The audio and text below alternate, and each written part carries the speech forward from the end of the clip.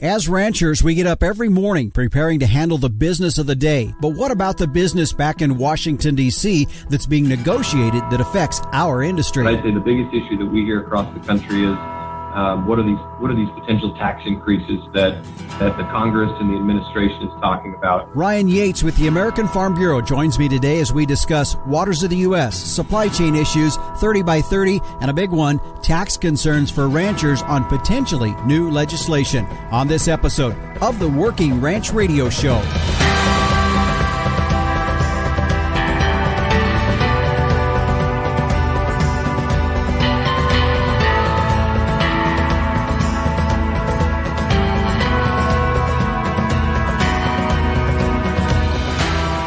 It's another episode of the Working Ranch Radio Show. I'm your host, Justin Mills, and we thank you for joining us here today on Rural Radio, Channel 147, Sirius XM. You find us here every Saturday and Sunday. That's new. If you haven't noticed that, that's new to catch us on Sunday as well at 12 noon Eastern. We thank you for tuning in here today. By the way, as I've reminded you in the past, if you've listened before, you can find this program on about every podcast provider out there. So if you hear something today on the radio that you want to go back and listen to or go back and listen to another show, easiest way is to about search any podcast provider out there under Working Ranch Radio Show. You will find us, and then you can go back and listen to those programs. Well, on our show for today, we're going to be looking at what's going on back in Washington, D.C. And I know for some of us, we're like, oh, my word, there's just so much that goes on back there, and you wonder what all is actually getting done. But there is work being done on behalf of the American rancher, and we're going to be talking about it today as Ryan Yates, Managing Director of Public Policy for the American Farm Bureau Federation, is joining me. We're going to be talking about 4 or 5 different issues, from everything from waters of the U.S., some concerns there, also what they're looking at for supply chain issues that affect our beef industry, and of course a big issue that I've heard around the countryside is 30 by 30, and then we're always concerned about, are there going to be some new taxes that affect us? And of course, when we talk about ranching, it's about passing these ranches and these businesses on to the next generation, and how can we do that? Stepped up basis and capital gains tax, of course, all those kind of issues. So today we're going to be talking again, like I said, with Ryan Yates with the American Farm Bureau Federation. The captain, Tim O'Byrne, publisher and editor of Working Ranch Magazine, will be by in a moment with his edition of this week's Tim's 2 Cents. And of course, in our last segment today, meteorologist Don Day will be joining us. Not only will we be talking long-term weather, but also there's some sunspots activity taking place. How does that affect weather? We're going to talk about that today with the meteorologist Don Day. Well, how would you like to win a Cross 5 cattle cooler worth about $350? Well, here's how you can do it. Right now, their registration is open for the inaugural Working Ranch Expo. We've been talking about it here on the program. It's going to be held December 8th, 9th, and 10th in Las Vegas during the National Finals Rodeo. And to kick off the opening of the registration of this event, if you get registered by the 15th of September, then you will be entered into a drawing for a Cross 5 cattle cooler. If you don't know what that looks like, go find the post, search it on the internet. They are pretty cool coolers there, so to speak, where you can put your vaccine guns in there and, of course, store your vaccine as well. So take a look there. Registration is $15, and it's good for all 3 days for the Working Ranch Expo. Kids under 17 are free. College students get in for $10. Registration includes access to over a dozen educational sessions that will take place during that 3-day event in Las Vegas. So if you'd like to learn more or to register, you can go to workingranchexpo.com. Again, do it before the 15th of September for a chance to win that Cross 5 cattle cooler.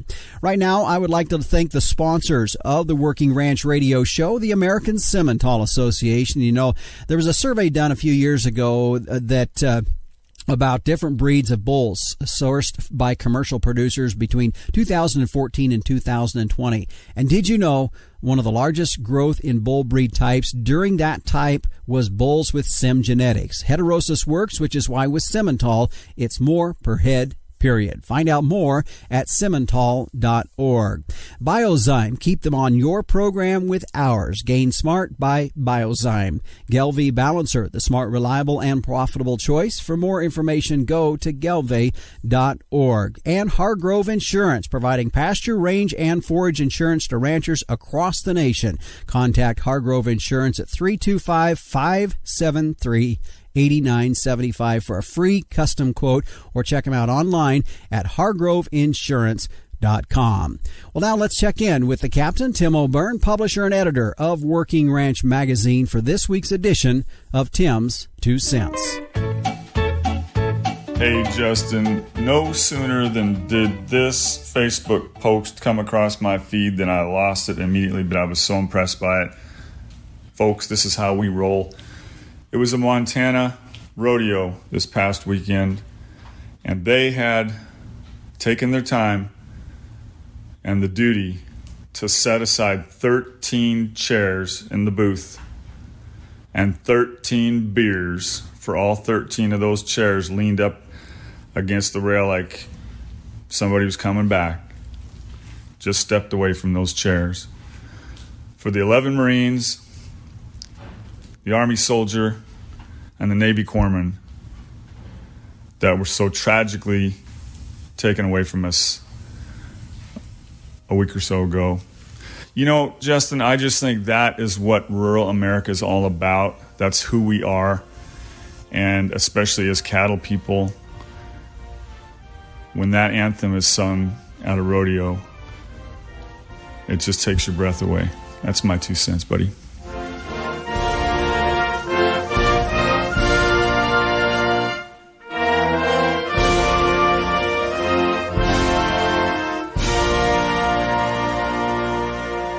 Well, Captain, thank you for that. And, you know, the thought in my head is it almost feels insignificant when we say thank you, knowing of the sacrifices those soldiers made because of what it cost them. So we do thank them. May we remember them. Also, remember their families. And in staying in the same frame of mind, I guess, let's also remember all of those that were taken from us early on September 11th of 2001. Stay with us. We'll be back with more on the Working Ranch Radio Show.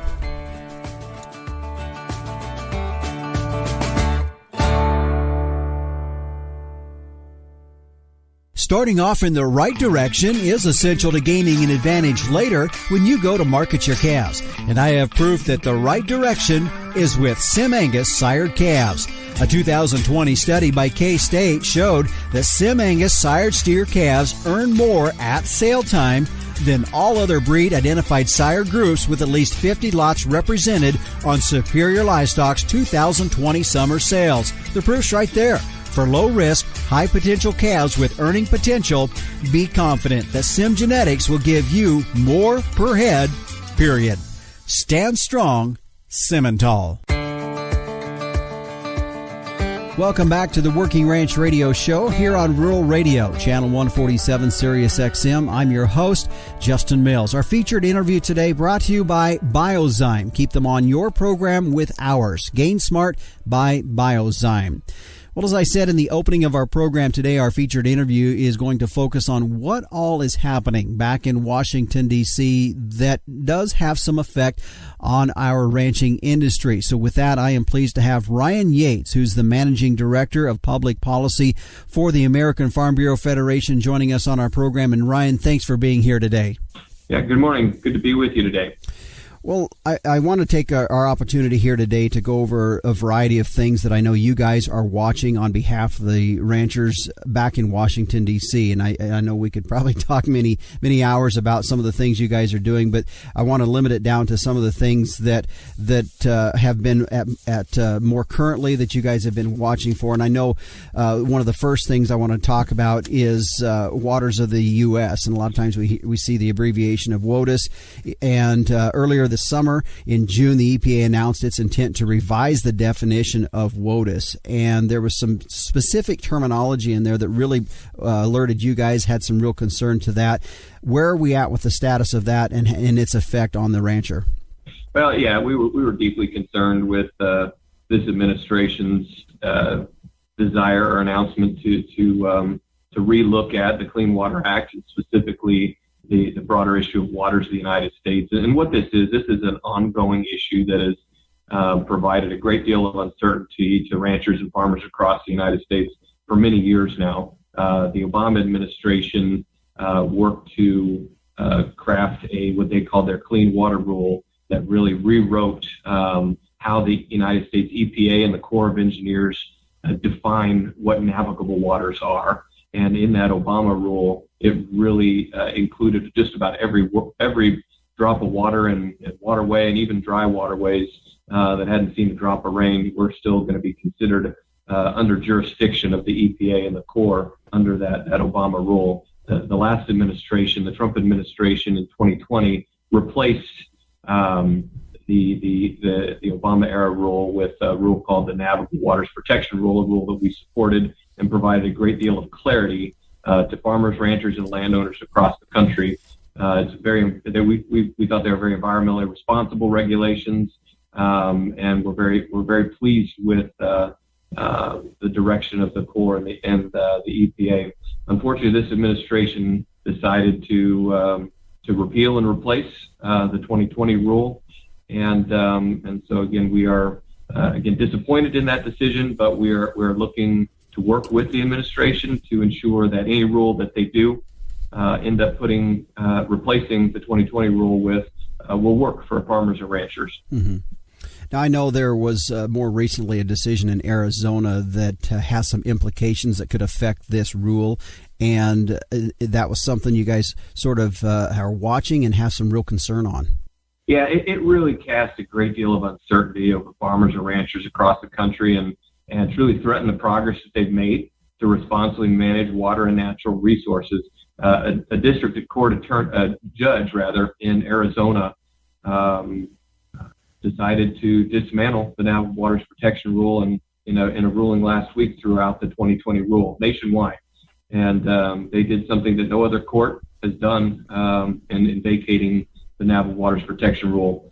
We're reviewing the ruling to see what the next course of action will be. But at the end of the day, farmers and ranchers deserve consistency and a rule that's fair. And with that decision to vacate the 2020 rule, it creates a great deal of uncertainty for farmers and ranchers that are trying to do their business and farm and ranch their land.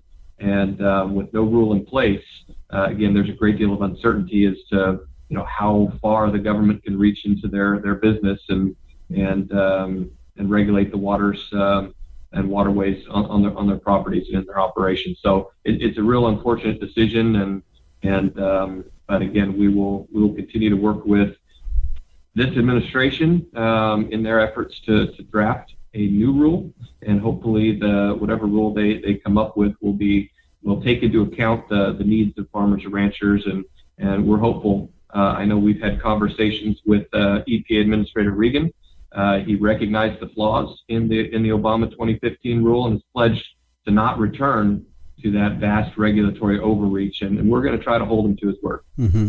And I think, to put it in perspective, I think when you guys are talking about that word of navigable versus non-navigable waters, we're talking about the fact that this could affect just everyday issues that ranchers are dealing with, things down to putting a fence in, digging a post hole. That if that terminology goes through as your concern is, there would be some real concerns as far as just simple everyday things that guys are doing out there that they would have to get a permit for. That's exactly right. And clarity is important here. I don't think farmers or ranchers need a team of attorneys to be with them every time they put a shovel in the ground or run a tractor across their field to know, is this jurisdictional? Is this not jurisdictional? That's no way to do business. And so we need clarity, we need certainty, and we need responsible rules in place. Ryan Yates is my guest today with the American Farm Bureau Federation. We're going to take a break here, and when we come back, we've got more to talk about. We're going to be talking about supply chain issues that affect the ranching industry, also 30 by 30, and later tax issues that could be coming down the pike that they are watching as well. We're going to be back with more on the Working Ranch Radio Show. Cattle producers, here's a way to put more dollars in your pocket. Put the Amafirm Advantage found in All Gain Smart Mineral to work in your cow herd. Amaferm is the industry leader in increasing fiber digestion. In fact, research shows putting Amaferm to work increases forage utilization by 10%, reducing overall forage costs and allowing you to graze more animals per acre. That's a big-time return on your investment. To find which GainSmart mineral formula is right for your herd, visit gainsmart.com.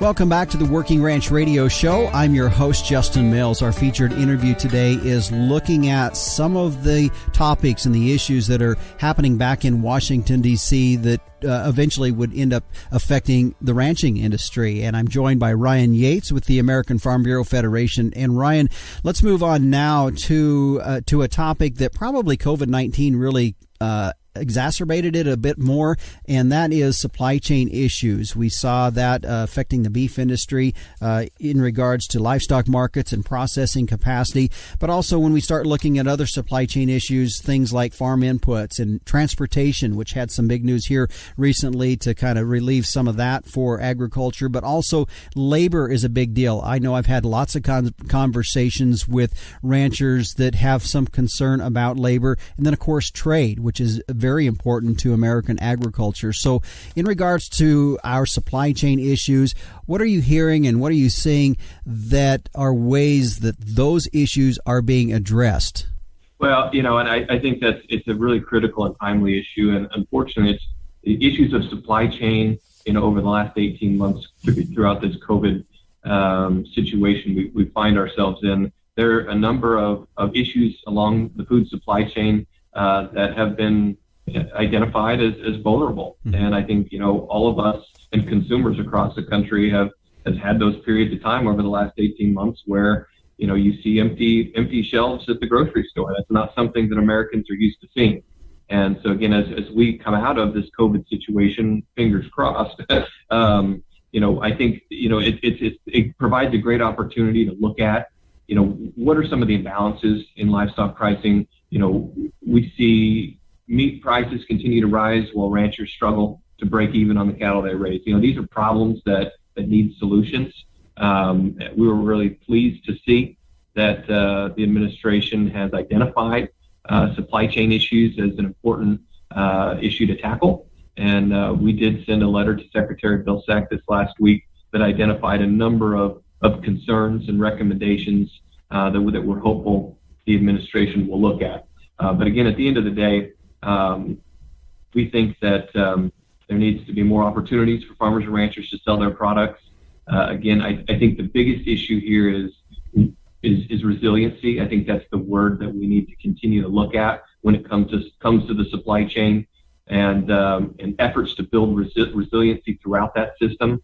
I think are going to be critically important. So looking at investments in infrastructure, in packing facilities. Obviously, we have a just-in-time series of packing, and I think we need to be looking at, can we look at investments in small and regional packing facilities that can provide that resiliency throughout the system, so that it will be less apt to buckle under times of constraint. So I think there are a number of ideas on the table, but we're hopeful that continued conversations with the administration will identify opportunities to really build that resiliency out. And but again, it's going to take. They're going to need to really invest in listening to all of the stakeholders throughout the supply chain. Mm-hmm. This isn't going to be solutions aren't going to be found with one section of the supply chain over another. It needs to really they need to ensure that all parts of the supply chain, from the cow calf to the feeder to the packer, all need to have a part of those conversations. And again, we're excited to be a part of the process. We're excited to provide input, but ultimately we're excited to potentially find opportunities, again, like I said, to build out that resiliency so that from the rancher to the consumer, folks know that their product, they have a safe and abundant food supply and one that they can afford. Mm-hmm.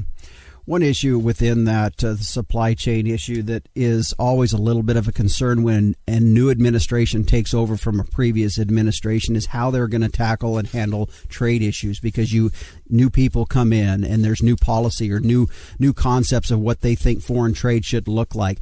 How is that changed? Have we seen any concerns there in U.S. agricultural trade into other countries?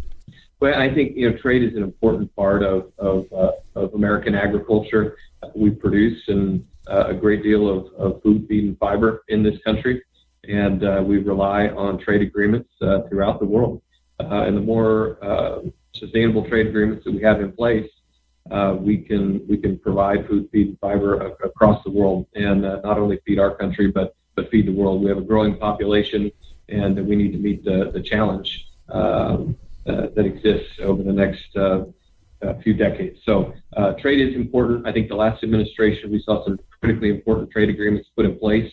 The United States-Mexico-Canada agreement was a great agreement that we were proud to be a part of. In addition, China, you can't have a conversation about trade without talking about China.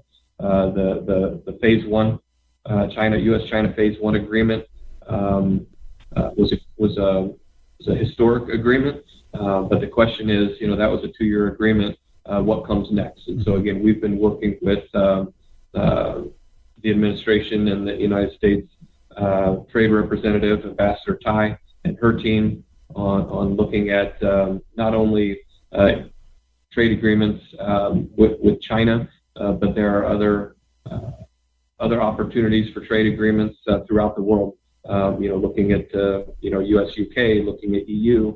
A number of other potential countries in Africa, Southeast Asia. So again, I think finding opportunities to support international trade for agricultural goods and products ultimately leads to more sustainable agricultural industry at home here in America. My guest today is Ryan Yates with the American Farm Bureau Federation. As we pause here to take a break, when we come back, we're going to be talking the 30 by 30 rule and information that he has on that issue. And then later, we'll be getting into concerns on legislation being looked at that could affect tax issues for ranchers, things like stepped-up basis, capital gains, and so forth. And then, of course, later in the program, meteorologist Don Day is back with a look at our long-term weather. We're going to take a break here. We'll be back on the Working Ranch Radio Show. For commercial cow-calf producers, crossbreeding with Gelbvieh Balancer is the smart, reliable, and profitable choice. Gelbvieh Balancer females offer maternal superiority through increased fertility, greater longevity, and more pounds of calf weaned per cow exposed. In the feed yard, Balancer cattle can offer increased performance, improved feed efficiency, and have excellent carcass merit. Balancers add the pounds, make the grade, and deliver the value. Gelbvieh Balancer, the smart, reliable, and profitable choice. For more information, go to gelbvieh.org. Welcome back to the Working Ranch Radio Show. I'm your host, Justin Mills, and my guest today is Ryan Yates, who's the Managing Director of Public Policy for the American Farm Bureau Federation. And if you're just joining us, we have been talking about some of the issues and the things that they are watching on behalf of the American rancher out there they think would have an effect on our businesses. And Ryan, as we move now to the next subject of the 30 by 30 rule, and now when this first came out back last winter, it really caused a lot of stir, and it continues. It's probably one of the subjects that I hear some concern. It's one of the items that I see on the agenda for different member organizations that are out there that they are addressing it as well. So what can you tell us about the status of the 30 by 30 and the progress that it has? I know the concern really when it comes down to for ranchers is it a land grab by the federal government? So give us an update and a status on the 30 by 30 rule. Yeah, and this came out of the current Secretary of the Interior, Deb Haaland, I think the first time we saw the idea or the term 30 by 30 was a piece of legislation she introduced when she was in the House of Representatives that called for conservation, 30% of America's lands and waters to be conserved by 2030 rather. Look, I think the idea that conservation is important is something that we those are important principles that we commit to. the report that came out from the Interior Department, it included important principles such as voluntary incentive-based conservation, protecting property rights, maintaining ranching on public lands. But the problem was it really lacked specifics. And I'm a Westerner. I grew up out west. I've worked on public land issues most of my career. Every other acre in the western United States is owned and occupied by the federal government. And so when you start talking about conserving more lands, there's questions, especially out west. People say, well, what does that mean? Are you buying more federal land, or buying more private land and turning it to federal land? Does this mean we're going to limit access for timber production and forest management and grazing? And those are the questions that are largely unanswered at this point. So again, we'll continue to work with the administration, but again, we want to ensure that anything that they do when it comes to public lands or broadly on conservation, that they're maintained as incentive-based voluntary conservation practices, that we're not locking up important lands that need to be managed. They need to be managed for long-term viability and sustainability. We see in the West, when you don't manage those lands and you just lock them up, throw away the key, guess what happens? Mother Nature's going to take care of it. Insects, disease, and catastrophic wildland fire, that's what takes over. I'd much rather have a sustainable ranching operation or a sustainable timber production and on those lands to protect them for the future, rather than runaway fires that we've seen decade after decade of mismanagement in the West. So that's we definitely we've had some positive conversations with both Secretary Vilsack and Secretary Haaland about 3030. We've identified a number of our concerns, and at this point we haven't seen many specifics, but again, we're committed to work with them and their colleagues in the Congress to make sure anything that moves forward under this broader umbrella truly respects private property rights and the Western way of life, especially for our folks that are running cattle and sheep on federal grazing permits. I want to go now to probably one of the bigger issues that I know you guys are watching right now. And I know it was a concern back to my statement a bit ago, when a new administration takes over and there's changes that they're anticipating or people are anticipating that they could be putting into place. And it gets now to the issue of what are we going to see for tax implications? And I know for the ranching industry, a lot of concern there with issues that are going to affect how these family ranches get passed down to the next generation. And so with that in mind, this is a big deal for you guys as well. And so what are we seeing in those regards to the issue of taxes for ranchers? Yeah, and that's a big deal. And again, across the country, there are a lot of issues that keep farmers and ranchers up at night: labor implications, markets, the weather, climate issues. Again, there's no shortage of issues that keep farmers up and worry them as they're looking to the next generation. But I'd say the biggest issue that we hear across the country is what are these potential tax increases that the Congress and the administration is talking about. We've seen a number of proposals that may likely be included in this budget reconciliation discussion that's happening in Washington. Reconciliation is a partisan process. It's being driven by House and Senate Democrats working to achieve a number of priorities that were identified by the Biden administration. Reconciliation on its own has always been, unfortunately, a partisan process. And again, we've seen reconciliation used in years past. The Tax Cuts and Jobs Act, for example, was used. Reconciliation was used to get that done. So again, it is used periodically, but the biggest concern is not necessarily reconciliation on its own for the process, but the potential pay-fors. And so what we're talking about is a $3.5 trillion spend in this budget reconciliation bill that has to get paid for somehow, some way, through deficit spending or tax increases. And the biggest issue for farmers and ranchers right now are concerns about these tax increases that are being talked about. One has to do with capital gains taxes, and the proposals are talking about doubling the capital gains rate from 20 to 40%. The stepped up basis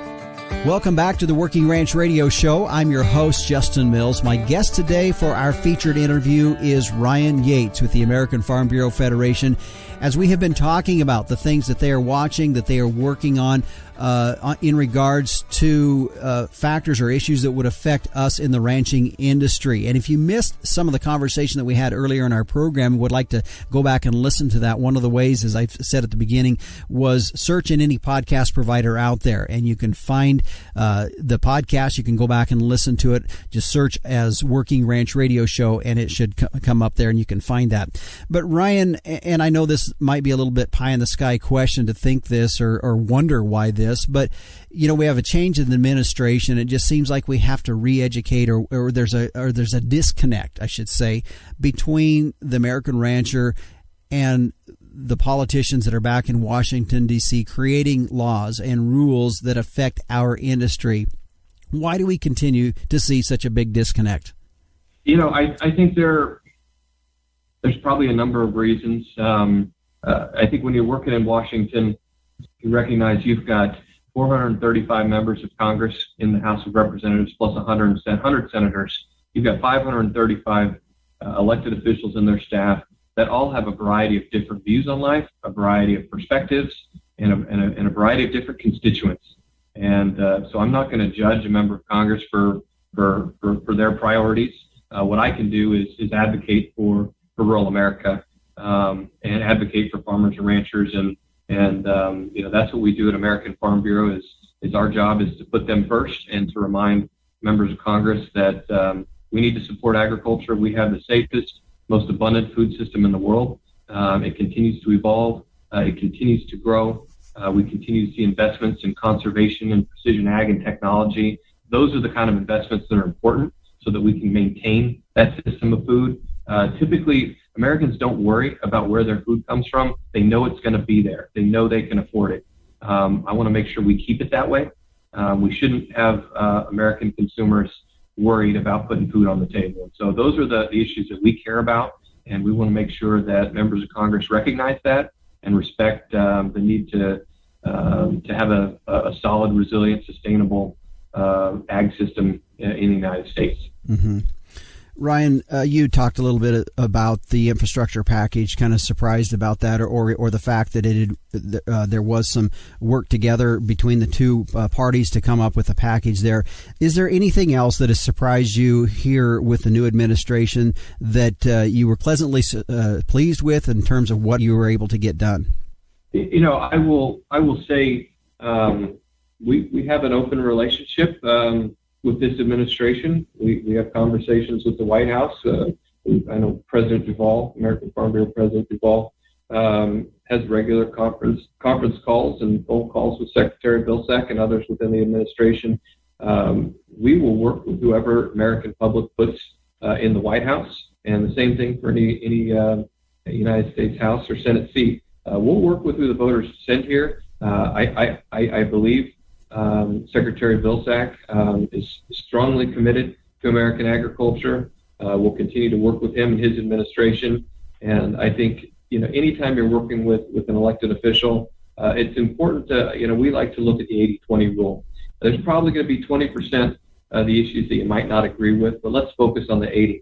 Sometimes there's only 20% of the issues you're going to agree with, and you have to leave the 80 at the door. I think it's important to find what you can work together on, instead of focusing on what you can fight about. And at the end of the day, there are a lot of problems that we need to take on and find solutions to. And so we're committed to do that and work with this administration and work with this Congress to figure out where we have opportunities for potential success, and where we need to spend our time and try to get it right. We can't afford to do it wrong, and we're committed to working with them. And so far, we continue to have very, very positive conversations, and we appreciate their commitment to agriculture. Mm-hmm. Ryan, one final question before we go here, and I know we just addressed a little bit ago about one of the biggest things that you all are watching that you feel is going to have a big impact to the ranching industry is the partisan reconciliation package. Beyond that, is there any final advice you could offer to ranchers, maybe some timelines that they need to be aware of and be watching as things are progressing back in Washington, D.C.? I tell this to anybody. You elect these people. Members of Congress represent you, even if you voted for the other guy or gal. But they work for you. Remember that. Call them. Call their staff. They need to hear from you. And if there are things that you don't like that Congress is working on, let your voice be known. Call your member of Congress. Call your senator's office, and illustrate that you have concerns about whatever issue it may be. When it comes to this reconciliation package, we're largely concerned with the process as well as the potential pay-fors. We think there should be an open dialogue in how this bill is being written. It shouldn't be done with a partisan process. I don't think that will result in good public policy. So again, all of the issues that we talked about today, and Lord, there are a number of others that we didn't. But when it comes to advocacy, you don't need to be in Washington, D.C. to be an advocate. Pick up the phone, send an email, send a text, get to know your members of Congress and their staff, and make sure they know that what your concerns are, and bug them frequently. So I think that's just a good thing to do, and we certainly encourage our members to do that. If you need help, about the issues, feel free to call your county farm bureau, your state farm bureau, or us at AFBF, and we're happy to help. Mm-hmm. Well, and incidentally, we're kind of heading into the time of the year where a lot of the local and state will be having their meetings in the next probably 2 to 3 months, and then on to the national meetings later on through the wintertime. So we're kind of getting a good timing here for folks to start to get involved as well. Absolutely. Well, Ryan, I do want to thank you for joining us here on the Working Ranch Radio Show. I know you guys are busy, so as you take time out of your schedule to give us a little bit of an update as far as what we need to be aware of things happening back in D.C. Great. Thanks so much for your time. Ryan Yates, Managing Director of Public Policy with the American Farm Bureau Federation, has been my guest today. By the way, if you're interested in some of the things that they are following, that they are working on, I would invite you to take a look at their website at fb.org. That's fb.org is the website for the American Farm Bureau Federation. And like we were mentioning there towards the end, we are kind of getting into the season where some of our local and state agricultural organizations will be having their meetings. Get involved. Be a part of that process so you know what the policy is and what those organizations are doing for you when they take their work back to Washington, D.C. Our featured interview today has been brought to you by Biozyme. Keep them on your program with ours. Gain Smart by Biozyme. Well, stay with us. Meteorologist Don Day is next with a look at our long-term weather, and also we're seeing some heavy sunspot activity. How does that affect our weather? We're going to talk about it when we return on the Working Ranch Radio Show. Ranching has been in the Hargrove family for generations, and they know the value of keeping a ranch in the family. Hargrove Ranch Insurance provides pasture, range, and forage insurance to ranchers across the nation. PRF Insurance is a USDA subsidized program that allows ranchers to insure against the risk of below-average rainfall. Hargrove Ranch Insurance utilizes industry-leading custom software to provide the rancher with information they need to stay up to date and educated on their policy throughout the year. Hargrove Ranch Insurance supports ranchers for this generation, the next, and those yet to come. Contact Hargrove Ranch Insurance at 325-573-8975 for a free custom quote, or online at hargroveinsurance.com. Welcome back to the Working Ranch Radio Show. I'm your host, Justin Mills, as we turn now towards weather. And this segment brought to you by Hargrove Ranch Insurance, providing pasture, range, and forage insurance to ranchers across the nation. Contact Hargrove Ranch Insurance at 325-573-8975 for a free custom quote, or check them out online at hargroveinsurance.com. Well, joining us now is meteorologist Don Day with a look at our long-term weather. And Don, before we get into the weather forecast, I want to talk about another subject, and it has to do with solar flares or solar sunspots that we are seeing out there. And a couple of weeks ago, when we did episode 36, you joined us for a look at the weather and predicting the next major drought was the podcast title there. And if you want to go back and listen to that, folks, you can go back to August 26th, episode 36, and take take a listen to that. But Don, as we have talked, you and I in the past, it's really made me more in tune to kind of paying attention to what's going on with the sun activity and how that can affect our weather. And in your podcast this week, you talked about an increased activity of solar spots. So does that affect our weather?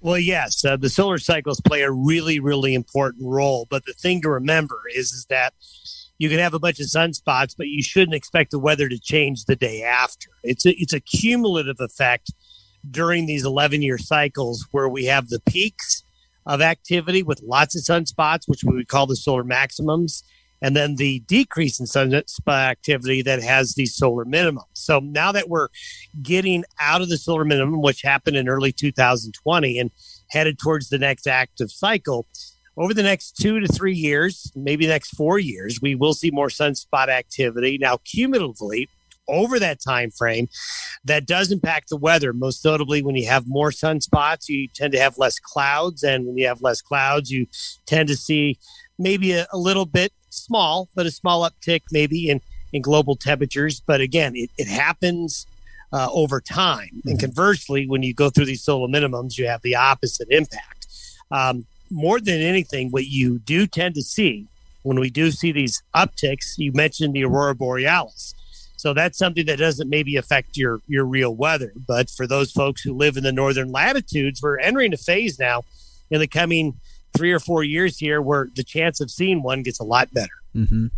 Don, I want to ask you another question here, and this subject, and it actually might be something that could require a whole show to answer, but recently you were featured in an article, and by the way, folks, if you want to, I have shared it on my Facebook page, and it was about just kind of some caution out there that we are seeing in mainstream media or groups out there using, and the terminology used was clickbait and kind of some catchy phrases or pictures to perpetuate their agenda in showing that, or in trying to prove that all of these things that are going on out there are the reason that we are seeing these major storms coming across our country. And you offered some caution in that article, and I wanted you to expand on that just a little bit. Well, yeah, we call it, what I do is I call it climate clickbait, which is you take a weather event, be it a hurricane or a tornado or a drought or a flood, and you basically you put with that a picture of a forest fire or a flood or damage from a hurricane, and then basically make the implication that this would not have happened if we didn't have man-made climate change. And it's clickbait because it makes a great headline. And it's very easy to persuade people that a hurricane or a tornado may be a bad, or let's say a more worse hurricane if it wasn't for man-made climate change, which is basically impossible to prove.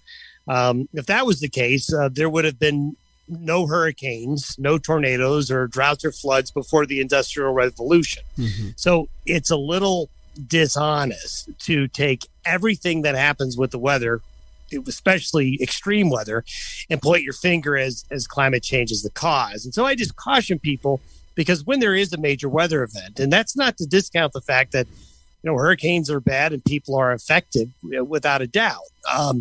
But to say that it's because of this or that is very difficult to prove. And a lot of times those articles have anecdotes and they're not backed up with much data. And, Ida is a good example of that, because we can go back in the historical record back into the 1940s, 1950s, and look at hurricanes like Camille, which devastated the Gulf Coast, killed almost 240 people. And then you know what Camille did? It did the same thing. The remnants went up and caused flooding along the eastern seaboard and into the northeastern cities of the United States, just like this last one did with Ida, with New Jersey and New York. And what I tell people is you need to have an historical perspective.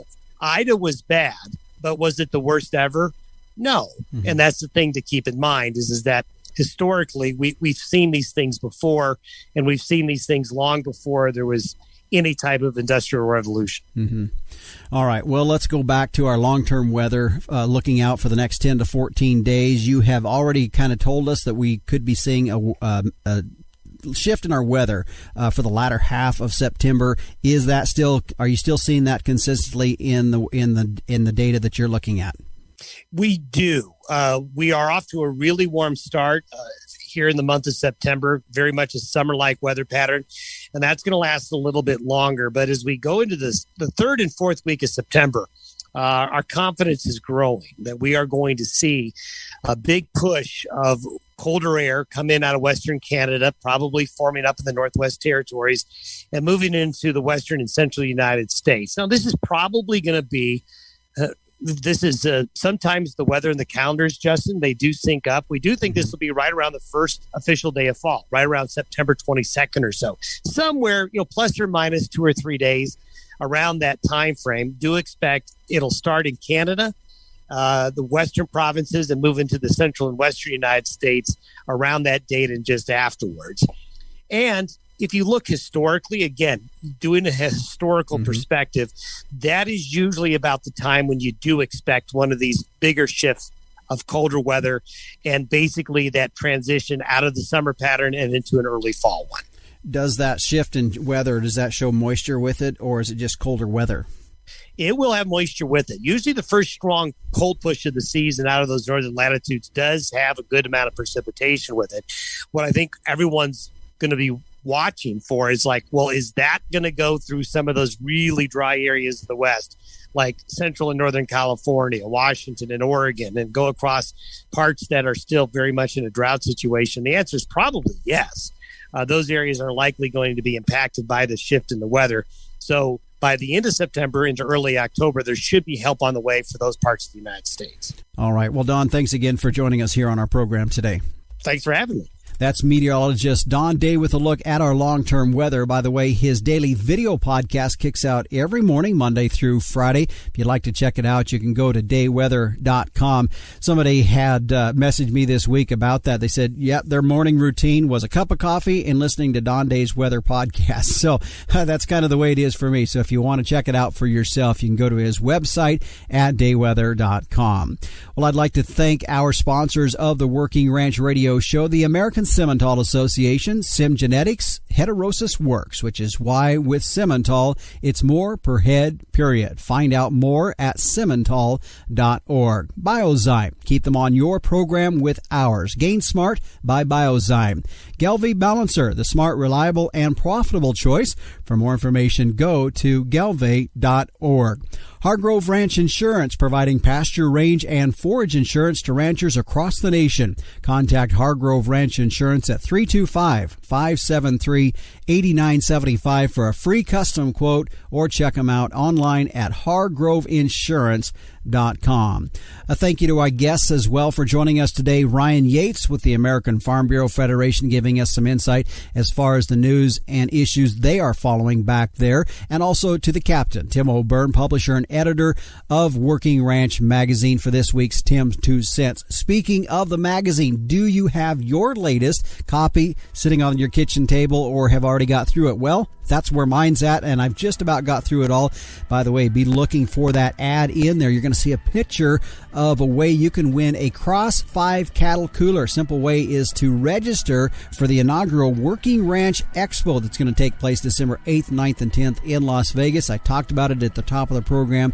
If you'd like to be entered into a chance to win that cooler, get registered by the 15th of September. You can find out more at workingranchexpo.com. Well, if you'd like to get a hold of me, you can do it by calling or texting the studio at 307-363-COWS, or shoot me an email at justin.workingranch@gmail.com. Well, we want to again thank you for joining us here on the Working Ranch Radio Show, where you will find us every Saturday and Sunday now at 12 noon Eastern here on Rural Radio, Channel 147, Sirius XM. And, of course, you can also find us on your podcast provider. Thanks again for joining us here on the Working Ranch Radio Show. I'm your host, Justin Mills. And until next time, keep your chin down and your mind in the middle. So long.